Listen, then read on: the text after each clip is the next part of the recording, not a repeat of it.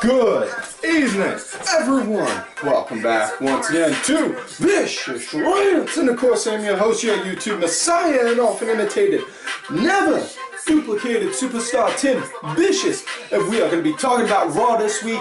This, you can technically call it a go-home show because there is a WWE Network special coming up on this Saturday roadblock. You know, that's the thing. So, but either way, moving forward with the back to the lecture at hand. This week's Raw was in Chicago. Great wrestling town, but seriously, ever since, you know, a particular wrestler wanted to quit and then do the perpetual 7-year hiatus to step into the octagon, you know, it has not become a very good town to have WWE shows in. Think it should stick with Raw, SmackDown, you know, house shows like that. Do not give it pay-per-views for at least a good year or two just to let those Smarky McSmarkertons cool down, you know, because they're going to do those freaking CM Punk chants and, you know, yeah. And to the fuck knuckle that had the sign out there saying bring Chicago wants the Royal Rumble, dude, no, Chicago does not deserve it. As much as I love that town, no, y'all don't deserve it because of the fact that the second you guys see something that you don't like, you're gonna go and chant for a dude that literally just straight up said I quit because, you know, he got dealt a bad hand. Name me one person in any type of job that has not been dealt a bad hand. Moving forward. Show starts off Shane McMahon. Shane O'Mac comes on down to the ring. Talks about recapping last week on what his dear old daddy said. How he's disowned him, cut him off from the will and all that. And he said, you know what? Point blank. I'm going to go out there and I'm going to win. And the next night on Raw, I'm going to come out and I'm going to be in charge. You know? And then, next thing you know, dong! Hear the gong. And just as we hear the Undertaker's music start, no chance! Vince freaking trolling us like a boss. That was awesome right there. Bravo to you right there, Vince. Bravo. Beautiful on that part. Vince comes out, you know, talks about, you know, Shane, as I was cleaning up, going out my desk the other day, writing you out of the will. By the way, I left everything to Stephanie, including that attempt to try and buy out Vicious Rants. If she can't get it, hell, maybe Hunter can. He got Bruno in the Hall of Fame, god damn it. You know, doing that. He's so expat on how he found an old picture of them too, and then just pretty much smashed it right in front of him, trying to send a message to Shane saying that, you know, he cut all ties with him. You know, it's good. This is a good way because, you know, in a way can kind of see this, you know, can kind of see this possibly leading to a brand extension again. You know, especially with NXT now starting to build its own momentum and really starting to show that it's its own brand more than a developmental, because then you could have Shane with Raw, Hunter and Steph, or you could even have, or not Hunter and Steph, you could have Vince heading SmackDown, and then Trip, NXT, and then just have all three trying to go to war with each other, basically. You could do something like that. Not to say that I think that's the best thing, but moving forward. Did that. You did that. Next thing you know, called security out to come and beat them up, to go and escort Shane out of the ring. He's like, whoa, guys, look, I ain't in the mood tonight. Y'all gonna put your hands on me, gonna regret it. One security guy comes in, kind of look, and just comes over, he's like, come on, come on. You know, like if he was calling over a puppy, like, hey, come on, come on, come on. And then Shane just, wham, just takes them all out. And then just goes in and he looks, and he's like, come on, Dad, come on. The ring's open, come on, come on. And then that's how they end that segment. So Shane's, you know, and honestly, with this one, normally with Undertaker, with an Undertaker match, you can normally see on how it's gonna go, but I don't know. This one I can see going either way. You know, gonna have to wait a little bit more to put a few more pieces of the puzzle together to kind of help determine on who's gonna win.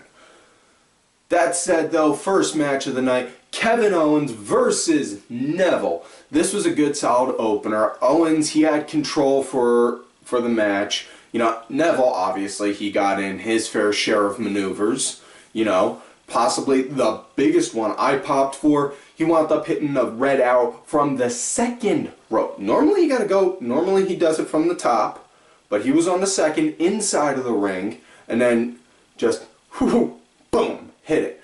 Oh, you gotta figure that with the second rope, not as much space between them, so that took a lot of skill. Because, you know, he slips the wrong way, next thing you know, you wind up seeing a live broken neck on national TV. Whew, that could be scary. But yeah, did that. Owens, he wound up getting the win though with a roll-up. You know, it was a good cheap win for him. You know, especially since he's being the heel. And then after the win, you know, after that, as he's standing on the apron way, you know, sees Neville arguing with the ref, saying he was holding my tights. He was holding my tights. Climbs back in, beats the crap out of him, and then just as it looks like he's about to go and powerbomb him, next thing you know, Sami fucking Zayn comes out. Which case, I'm pretty sure Sami Zayn is El Generico's favorite wrestler. You know, I could be wrong though. But Sami Zayn comes out, them two just start brawling. And yeah, so it looks like we're going to possibly get what it was I was predicting some time ago. And I saw this coming all the way back at SummerSlam when Owens was doing that match with Cesaro. Did the math in my head. Zayn's going to be out with a shoulder injury. He's going to be out he can come back. He should be medically cleared to come back by January. They piece it right. They can have him, you know, brawl with Owens at the Rumble and do little in and out things until then, and then lead to a match at Mania. Yes! This is definitely happening. Please, for the love of God, let this happen. You know, let this happen. You know, you can either have this be the opening match or have this be in the middle of the show, but for the love of God, let this happen, because I guarantee this will be a match, and if they do it for the Intercontinental, this will be my generation's Savage versus Steamboat match. No doubt on that. You know, please let this happen. And if you could, please also let Jim Cornette see it and then bitch and whine on how he was wrong on Kevin Owens. Okay. Now that I'm done that, moving forward, next match, I'm getting itchy. I'm getting hives. Oh, it's an ST Diva match now. Somebody get the penicillin. Brie versus Summer Rae. This was an extremely short match, and I mean extremely short. There were like a handful of maneuvers, and most of them were done by Brie. You know, and she did this one-legged Boston. She did a single-leg Boston Crab. I'm pretty sure Lance Storm would have been disappointed in. Didn't look like she had it torqued in right. You know, just looked like she just grabbed it and was. Like, seriously? That and went to do a freaking crossbody, just Brie's fingers, of all things, brushed up on Summer, and she sold that as about as good as Kevin Nash did the finger poke of doom. Just, yeah. Yeah, but yeah, anyways, Summer wound up getting the win with the roll-up because of distraction by Lana, which case, Lana, honey, I know you're my future ex-wife, but seriously, do not come out wearing those don't come out dressing up like you're running around with Ziggler. Again, that's so beneath you, you know. But yeah, Lana came out, took a shot at Brie, and then hit her with a face buster. So, potential matchup between them two at Mania? Maybe. So yeah, next matchup, Dolph Ziggler in a handicap elimination match because of a tweet he put out earlier in that day talking about on how he was dissing the Authority. In which case, you know, kind of makes sense on that one because no different than if you wound up going on Twitter and like if you work at Walmart and you bitched about on how you hate working at Walmart and you mentioned them in that tweet, then yeah, then you should have, then they got all right to go and put you through the grinder. No different than with that. Yeah, it's my opinion. That's why, rule of thumb, kids, if any of y'all are watching this, kids, you know, you want to bitch about work, by all means bitch about work, but do not name the work itself. You know, just call it work. You know, just say, oh, work was a pain in the ass. My boss was being a dick to me. You know, don't go name dropping and don't go mentioning stores. Don't go mentioning the store or the place you work at. You'll thank me down the road for that. Moving forward though, Steph decided to punish Ziggler for that in being in a handicap elimination tag match.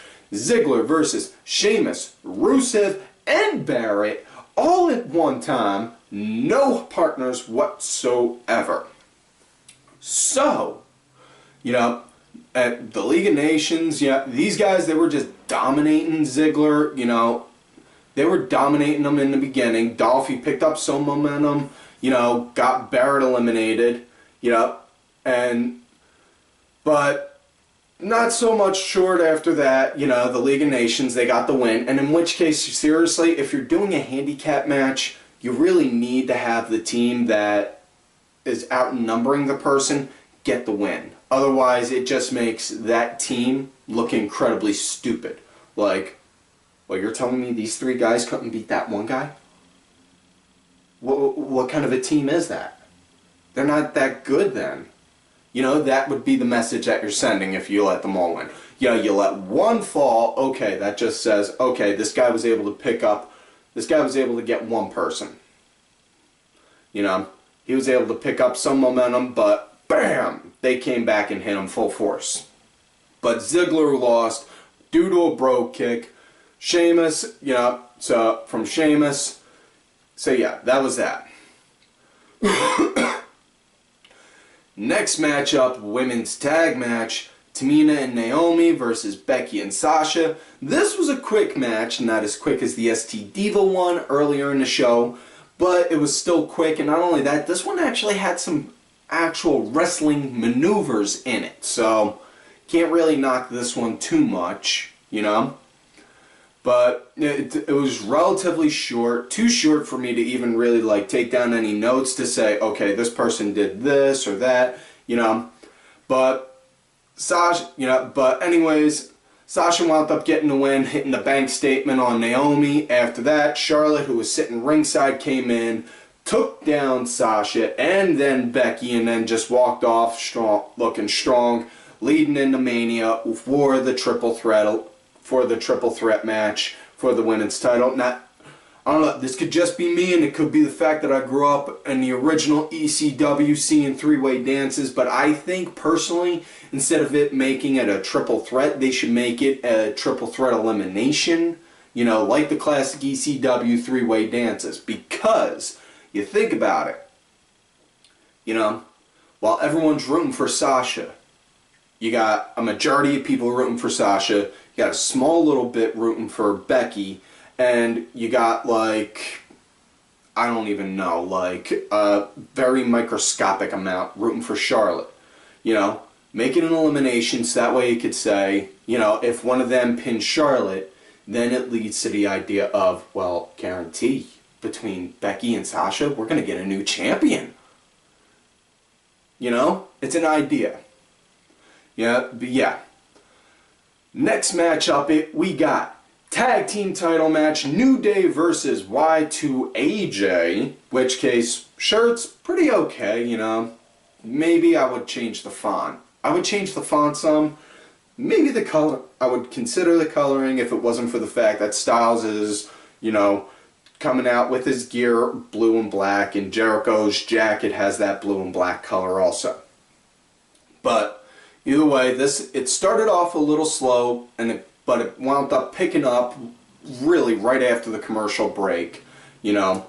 And Jericho, Jericho made one hell of a save, you know. Don't really see people doing this kind of whole lot when in tag matches. It was, you know, AJ, he wound up getting a hot tag. He was coming off heavy, hard, you know, looking like picking up momentum. Big E came in, just picked him up, wham, hit the big ending, going for the pin. 1, 2, and Kofi running interference literally right in front of Jericho like a linebacker, like, ah! And Jericho just grabs him and just runs and has Kofi land on top of E, you know? That's something you don't see a whole lot in tag team matches like that. Normally you'll see you'll see the other person looking to break the pin, take out the person blocking them, and then go and break up the pin. It's little things like that make me happy in seeing tag matches like that. Because, you know, tag team guy, love tag team wrestling. There is contrary to all popular belief, there is a chemistry and a psychology to that completely different than a singles match. Trust me, I know, I've worked both. But yeah. That, and also very impressive with Styles earlier in the match. Came off the ropes, did a springboard, grabbed Kofi, and then flipped over and just basically hit like a neck breaker on him, just like that. You know, seeing a lot of the moves kind of Styles would go and throw out in like New Japan and ROH forward in that. And honestly, this is now, we're really starting to come forward to the era where you're going to see a lot more athleticism, I think, on the show.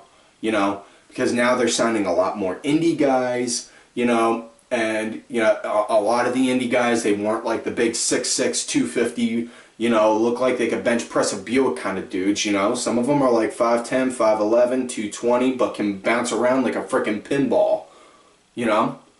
I mean, hell, case in point, a couple weeks ago, Rick Swann was on NXT, and now, yeah. Anyways, I'm getting sidetracked here. I'm trying to pay attention. Focus, man. Focus. Wade, what was that you put in the coffee?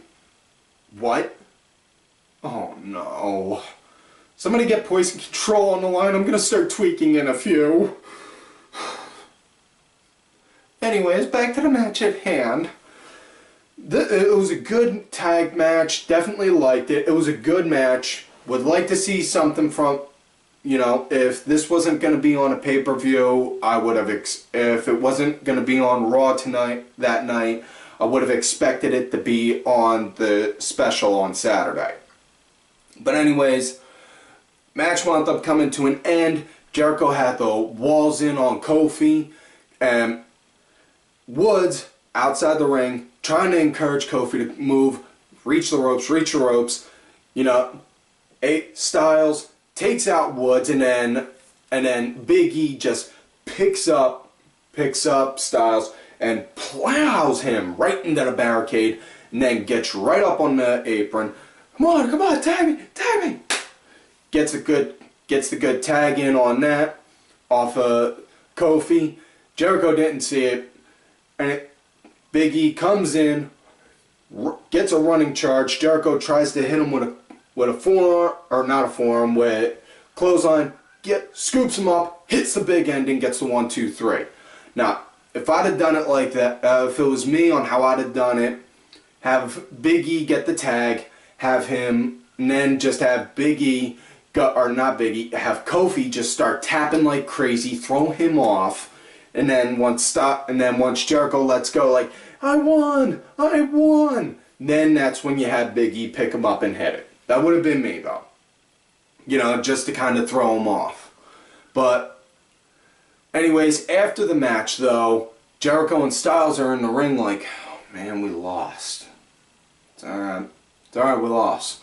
And then Jericho, wham, hits him with 3 code breakers. and then grabs one of those Y2AJ shirts, jams it down his throat, and do a backstage interview after that saying on how he's mad because while he's in there and in Chicago of all places where Y2J debuted, you know, they're chanting for Styles. So, you know, all good.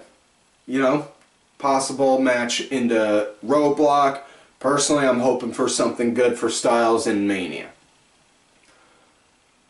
Now, next matchup, Kalisto versus Tyler Breeze. This was a good, nice back and forth match. It was a short one, but it was a nice one nonetheless. You know, it was good to see Tyler back out there again. You know, guy, he's phenomenal talent. You know, would like to see something more from him. Would like to see more of him on the show, and would like to see him eventually getting a title run on something. You know. Kalisto, he wound up getting the win with the SDS, yeah. So it's obvious, yeah, and he's still running with the US title, so hopefully they give him a good US title match at Mania. Next match, God. I hate calling these ones. It was RyRyid versus, of all people, Curtis Axel, in which case, when you got Curtis Axel as your muscle for the stable, then that's when you know you need to just look at that stable and just say, what the fuck? Yeah. This was pretty much a piss break match. The thing that pissed me off more than anything was, again, during the middle of the match, they throw out the frickin' CM Punk chants. Again, seriously? Okay, understand. Hometown guy, you love him. Understandable. When they do shows in Philadelphia, we do ECW chants. Again, fully understandable. But we didn't cheer for somebody that walked out on us. You guys are. What the frig does that make yous?